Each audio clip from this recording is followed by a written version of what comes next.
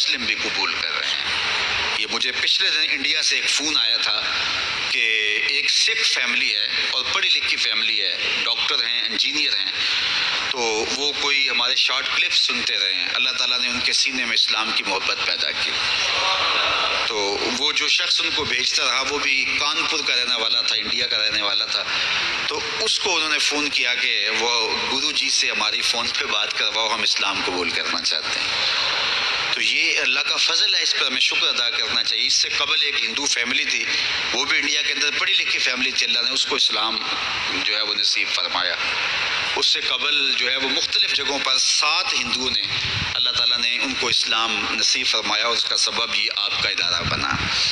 اور آپ آئے دن دیکھتے رہتے ہیں کتنے عیسائی یہاں کلمہ پڑھتے ہیں، تو یہ غیر مسلموں تک پیغام پہنچ رہا ہے، اور کتنے مسلمانوں کی اصلاح ہوئی ہے اور کتنے لوگ فائدے میں گئے ہیں۔